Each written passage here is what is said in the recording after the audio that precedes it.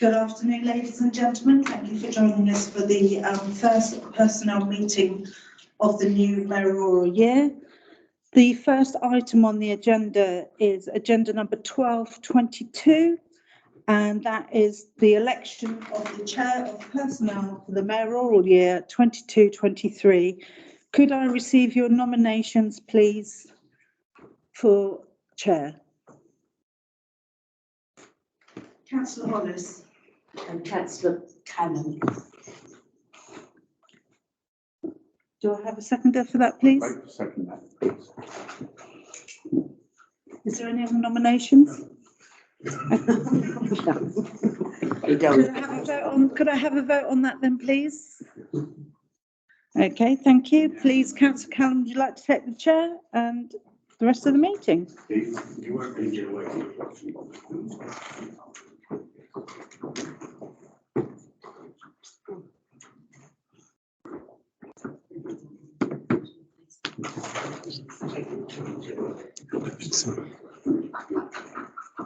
There's a lot of planning going on there. Quite good. Thank you for your recognition. The next item on the agenda is 1322, which is to receive nominations and approve the decision of vice chair. Anybody else? And Jenny Hollis has seconded it. Is there any other nominations? Any other nominations? No? So I declare that, oh yeah, could you all vote please? Thank you. I declare that Dennis Crawford is the vice chairperson. Let's come to your seat, please, Councillor Crawford. Be punished for not having water. Right, the next item is 1422, and it's to receive any additional interest that you haven't already registered. Any at all? No? Thank you. 1522 is to receive the apologies for absence, and I believe there's two. We've received apologies from Councillor Brain and Councillor Downing and Councillor James. Thank you. Could I also say that unfortunately Councillor Tullett has had to resign from the committee because it clashes with some other Okay. engagements. Thank you for that. Noted. 1622 is to confirm the minutes of the committee meeting held on the 8th of March 2022, which was received by the council on the 29th as a true record and to be signed by the committee chairperson. To agree the accuracy of the minutes. Because we wasn't quorate last time, we're going right back to March.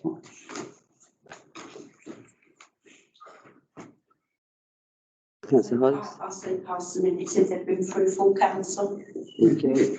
All in agreement? Yeah. Thank you.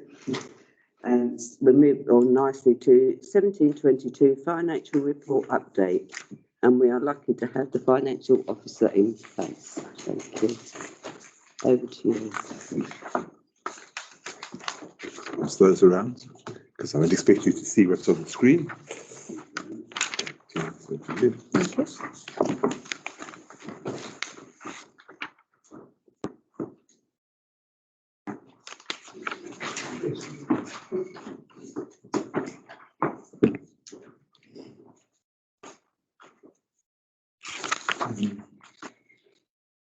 In terms of this particular document, it was the one I prepared for the last meeting. We're still doing the year end. There's about another 2 weeks worth of work to be done. So these numbers may change.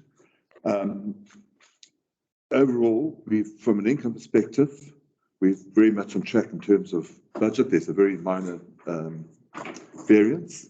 And in terms of expenditure, we've come out at minus 40, just under £43,000 relative to budget. There's obviously saving in terms of salaries. We are now down to 17 staff members. We have budgeted about 21 staff members, so that's part of the reason. We have discussed that previously. And there are just some other costs that there are some variances We had budgeted higher COVID costs, for example. They've come in a little bit lower. And there are other costs that we hadn't budgeted for that have come in higher than we had anticipated. For example, rates. We now have to pay for shambles 3 and some of those empty shambles when they weren't being used. We actually have to assume the rates for that. We hadn't budgeted for things like that. So overall, we still got to take out the what we call the prepayment element. So in certain of these costs, some of them will relate to periods after the year end. So as part of the year end process, we go through, we quantify that, and we transfer that to the balance sheet, and then we bring it back into the income statement next year. So it's likely that our surplus will remain approximately, around about 43,000, the number that you're seeing here. And part of the reason unfortunately, it would have been nice to have had more finalised numbers, and I do apologise to the committee for that. But one of the reasons for coming here is that it's what we actually do with that surplus if it materialises. Now, as a council, we have resolved that we've got to fund the RBL floor repairs. We budgeted an amount of 42,000 for that. At the moment, we have a tender out for about £24,000, but we may have to do the kitchen. We're not too sure whether that's our responsibility, and that was estimated at £7,000. So overall, we could be looking at about £31,000 to do that. And the second issue that we have to address is the roofing, I suppose, the floor of the Carnegie. No, the roof of the floor, yeah. Carnegie. And Tina's got some preliminary numbers for that, and that is quite a significant amount. So in terms of this committee, if we can use the money any money that's left over and put it aside, reserve it for, first of all, the RBL flooring, all the other committees that have unspent money will also be contributing to that, and then to set aside a reserve for the Carnegie roof. Would you all agree with that? Reserving that? Yeah, makes sense. Yes, Chair. Yeah. If you'd like to make a reserve pot for that, what will you call it so that we know when we... It'll be Carnegie roof assessment. Okay. There is some money in projects for that, but I don't think it's sufficient for what we actually, for what the costs may come out at. I think. Because obviously when we decided on the figure for the roof, that was way back, and obviously all the prices are going up. Yeah. So, hopefully this will help us cover the cost of that. So it's just, like I say, so the general consensus is only underspent to go into projects. Excellent. Could I ask a question on the first one? A proposal has been submitted to GWS. Has that been accepted? It hasn't. It has. So we will be next. The meeting is in June. That's the June. Yeah, it's the June meeting. Okay. Yeah, I'm just checking to see if that. This has only been here since July last year. So. Any other questions on the budget, please? Please, 5156 agents fees, budget will be exceeded for budgeting. What is that for? Have they not? No, I think it's the extent to which we moved a lot of properties which we used to administer ourselves. We now put them under the agents. And when doing the budget, I just hadn't anticipated the impact, the financial impact of that. Okay. That's fine. Okay. So, is it far more expensive? It would be if we did it in-house. The risk, if I can answer, the risk to us is that there's in some of the agreements, for example, if you have a look at one of the agreements we have in the Wells Street property, the agreement is so complex for us to have to be able to actually manage it is quite difficult. So what we do get out of it is the agreements get are monitored and graded. And secondly, there is a market assessment. So our big risk is when there's a need to have a rent assessment. What do? We then have to go to a professional and ask them, well, what is the going rate for this type of property? Yeah. Whereas if we outsource that is actually done as part of the service. I don't know if that's... Yeah, and it's about bringing in the professionalism. None of us are property managers, and therefore, particularly, legislation is always changing, and we don't keep up with that, and so there becomes a liability and a risk to the council that we're not managing our tenants properly because we're not employing the right level of professionalism. I'm just curious, just. And to be honest, it's a lot of work chasing people around. And could we currently manage that? Absolutely not. No, no, okay. If I just, sorry, one last point. And all our properties that we outsource, we've had no rent collection problems at all. So No. it's actually worked for in our favour. Yeah. Well, it saves solicitors' fees as well, then, doesn't it? As you say, you have to get down to them. Thank you, Brenda. Yeah, on 5100, are we still trying to get our staff levels up to the proper level? Yes, And so we will achieve that, you hope, this year? if we get the right calibre of staff apply Staff, for the yeah. job, yeah. Yeah, great. No, you know me. We do have more sessional staff, which are helping us with the pinch points that we have. So that's giving us a greater flexibility. You know, so that's definitely helping, particularly Nick at the moment. And I'll come on to it later, what our current arrangement is due to staff absence. Okay. I think it's actually good having sessional staff, not just because it helps them, but it helps us when needed. And also, once they get to know the council, they might actually apply for a full-time job, then, you know, or a vacancy that comes up for so many hours. So, you know, it works in favour. You know, some people say, oh, that's not right, shouldn't be invited. Well, actually, some people like it. Especially the young ones, you know, they're doing 2 jobs at a time. Suits people's needs. Yeah, that's what we're paying for now, people's needs. Okay, so any other questions on finance? No? If you'd like to stay for the rest of the meeting, Mr. Finance Officer, no? Thank you. So the next item on the agenda is 1822, and that's Personnel Committee Admin, to review the Personnel Committee structure, terms of reference and the calendar of meetings for the 2022 to 2023 mayoral year. So this was circulated previously. And so the things that we are looking at is currently it occurs monthly, except for August and December. But you can go to, well, we can't now because we've set the, so it is monthly except August and December. However, the chair can call meetings whenever they feel appropriate.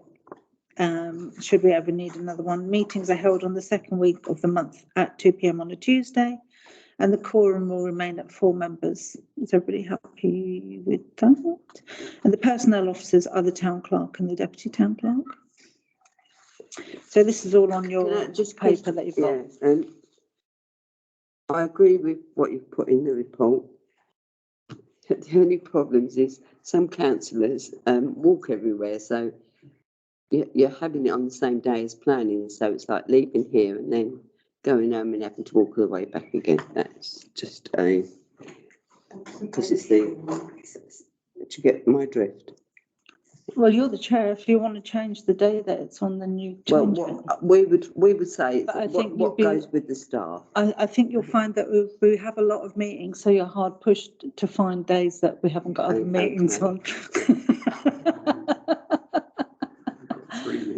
Yeah. I'd be. Well, no, we're not worried about the days. It's doing the 2 trips in one day. All right. Okay. But that's up to you. If you, as you have a committee, want to change it, you can change it. Can I ask a question about the quorum? Due to the fact that there's only 4 of us now, possibly 5 when Susan's back. 6. 6. Well, 8 actually. I'll ignore that then. In fact, you can change the quorum down to 3 if you're worried that you're not going to get councillors turned up. That would be my thing, because we had, one wasn't quorum because I couldn't make it. And if it had been 3 of you, could have. If we've got 8 on the committee, the quorum would be 4, wouldn't it? Not necessarily. 3 is the minimum 3 is the minimum. for a committee. Yeah. Because especially as you said, if you have to walk, then you get down here and it's only 3. It can happen again, especially this year coming up. Yeah, I see it. So are you proposing that? Yeah, I can propose we change the quorum to So, 3. so you would like to change the quorum to 3, just in case. But I think Roy can come down because he's visiting the Queen. Well, I don't suppose she'll be there, but You might be pushing her about because you've got mobility problems. exactly. Okay. We need, So you just want that changed to 3? Yeah, rather than keep 'Cause cancelling personnel because people have got meetings somewhere else. Jenny, Well, I was thinking maybe across the board, well, obviously not planning a full council, but I mean, if you take it from the minimum number, at least that meeting can go ahead instead of keep being cancelled. Like any of the. well, we can't speak for other committees, I'm afraid, no. And However, part of our terms of reference is to review at midterm the structure and makeup of committees, subcommittees, working groups and external appointments, which must be including quorum, which must be a minimum of 3. So come November, we'll have the opportunity to review on behalf of the other committees Yeah. potentially and put a recommendation through. it must be hard to run a committee with 3 all the time though, because the chair is the chair and you try to stay out of it and let the committee vote and then you vote at the end. Do you see what I mean? So it is very hard when you've only got 3. And I think because we have so many meetings at council because they're not being quorum, if you take it to the lower number for that quorum, then at least that meeting could go ahead and it's not being cancelled, regardless, you know, you can all sit around the table with a cup of coffee sort of thing, but do you know what I mean? I mean, same as personnel doesn't have some of the same issues as some of the other. Well, personnel always used to meet as and when necessary, wasn't it? Yeah, it's You- only you have recently it changed to You have it monthly. set. So could we add that, but that we meet as and when? Because I don't. No, you can't, because you've set the I will set calendar. it, okay. Because it was, Oh, yeah, it's gone unfortunately, public. and I think actually the quorum might have been set also, wasn't it? No, It was just set, that's fine then. So the calendar's already been set at mayor making, so No, that's fine. unfortunately. I just, don't want you to call you staff to a meeting when actually you haven't really got a lot to say. But then also But, you you can cancel a meeting if you don't think that when we present what's on the agenda and you don't think that that's enough for a meeting, then you can cancel it, and that's within the role of the committee. You can do that if you wish. We agreed on the 3. We're going for the 3. We'll go to the 3. Okay. So- doing the vote or we just doing? Well, it's not actually a decision. It's just to agree if you're happy with the actual arrangements. So, because let me just read what it says on the. approved committee structure. Yeah, it just said to approve. So once you've done that, so it'll be approve as received with a correction to 3 members for quorum. We can change it in 6 months if necessary. Yeah. So you'll need a proposer and a I seconder. need a proposer and a seconder. Chris Harvey proposed. Yeah. Change it. Yeah. So that is to approve the committee structure with the change, but with the changing of quorum to 3. Yeah. Okay. On to the next part. So the next part is the role of the personnel committee, role of the chairman, role of the clerk. Were you all happy with that? You've all read it, haven't you? Yeah. Good. Okay. So I'm just having a quick look through.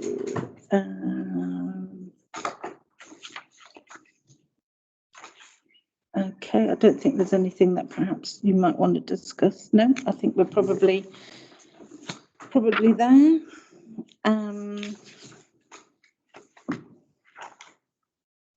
Because we've done priorities for this year, we've done budget for this year, so the next one is the mid-year. My objectives are taken from the committee's yearly priorities, so, We've got to wait for them to come through, haven't we? well, we've done that, so that's what you'll be monitoring me on throughout the year. Yeah. So, Yeah, and I think that's probably it. Don't think there's anything else extra in there that you might want to talk about. Right, decisions required is to approve it. Yeah. Approve. First and the second. Yeah, well, you've done it with Chris and Oh, Jenny. we're done with, oh, okay. Okay. Right, moving on is 1922. This is the exciting bit. This is the committee officers' report. It's not really that exciting, to be fair. So just going through training update. We've started the new fiscal year and several courses have been booked already. Karen's doing she's done one already, refresher agenda, writing professional minutes. I'm doing standards and wellbeing next week. We've got a couple of the events team are doing their personal licenses, and Councillor Dowling is doing her councillor induction training.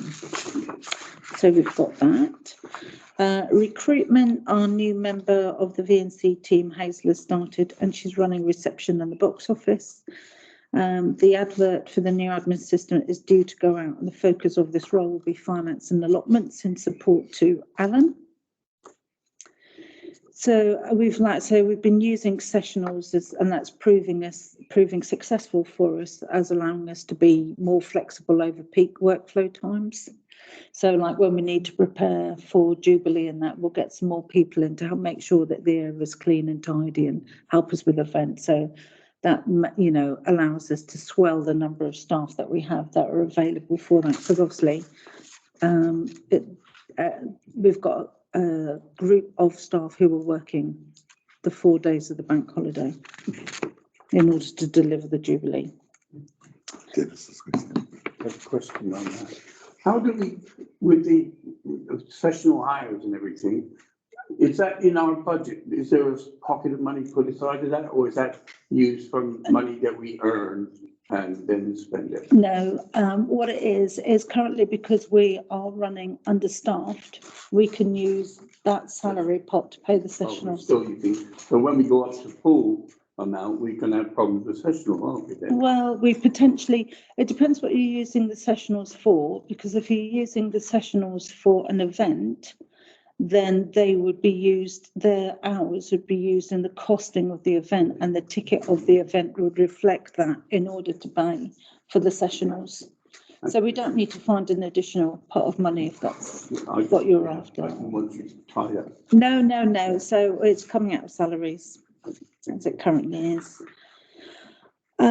So the other thing is the decisions workflow system. As we've said, we've got that in. To be honest, we haven't really had time to, as a team, to sit down and dig through it.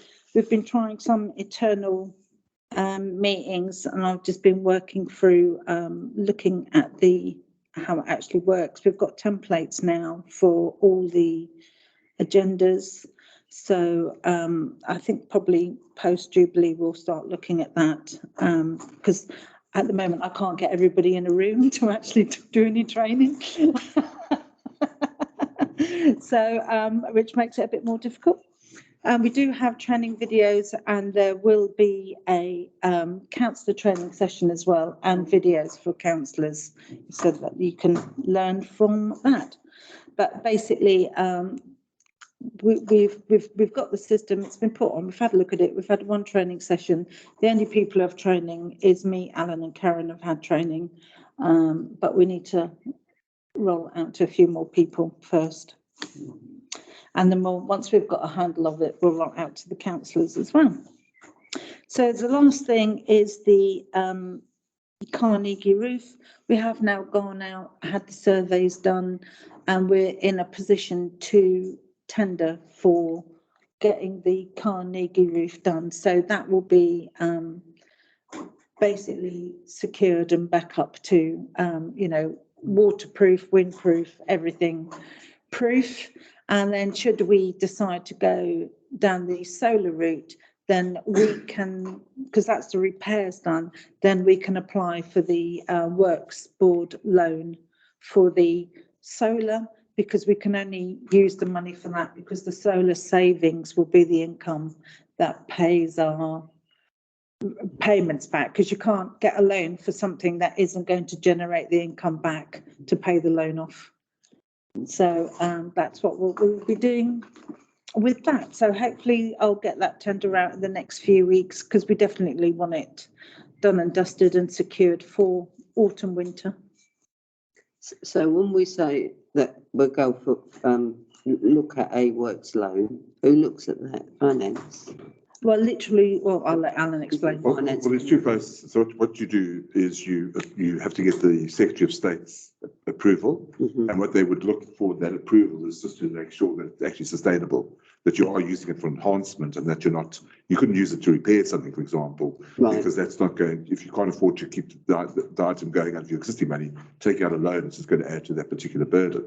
So what you do is you actually apply for it, you do a financial model, it goes to the Secretary of State. As soon as the Secretary of State gives the application, gives the approval, you approach the Public Works Board, and my understanding is it's days before you get till you get your money.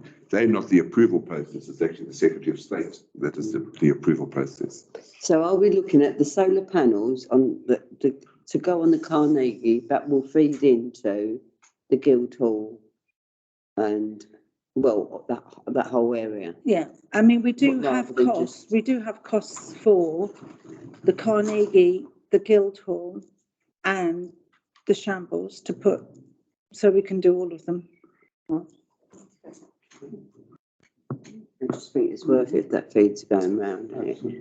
Because So- then that'd give us free music on the marketplace as well, wouldn't it? But that, Do you know what I mean? It all yeah. comes in. I doesn't mean, it? potentially at the moment, with the rising costs of energy, our payback time on solar would be significantly less than what we first predicted. But markets may go up and down, and this is not financial advice. I have to caveat that. But that's a separate, but we need to bring the solar to here to be recommended to full council, because that's a standalone that we're going to go down that as part of our green strategy, and then we'd move on to the financial requirements afterwards. All in favour of that then? Yeah. Okay, so that's pretty much myself. The only other thing I say about staffing is that we do have a long-term staff absence currently that we're dealing with. And what we're doing is we are using a local provider for contract staff to cover that, because we can't not cover that work because of the workload that they have. However, obviously, when the next review is up, we will look at it again, because it's not a long-term situation we want to be in, because basically I'm paying 2 wages for the same post. Whereas it's an agency one, it would Can be I question that, because a lot of companies, and I can't remember what the council does, but they pay sick pay, but only for so long, and then after so long that it dwindles away, and then they end up with nothing. And if they're still off, they're just getting what you call the statutory sick pay. But also the council has the right to terminate the role after a certain length of time. But we wouldn't just do that, we'd go through a process to ensure that we've done everything possible. You know, we're paying twice, or at the moment we're paying twice, where a lot of companies, they don't worry because they're not paying twice, because they've stopped the sick pay. Well, it's not so much you stop the sick pay, it's the effect on operations for us, and for me, it's my consideration is what the effect on everybody else is, because you know there's a knock-on effect, and we have everybody to think about. Well, I'm sure you're doing whatever you can to help. Well, we're going through HR, and HR consultancy is guiding our footsteps.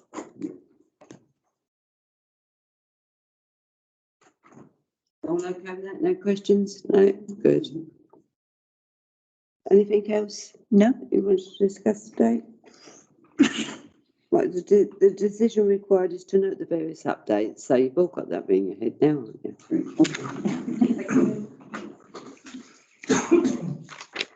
So that's you. Yeah, I know, I'm just checking. I've got to the back there. So thank you very much. We'll see you in June. End of meeting.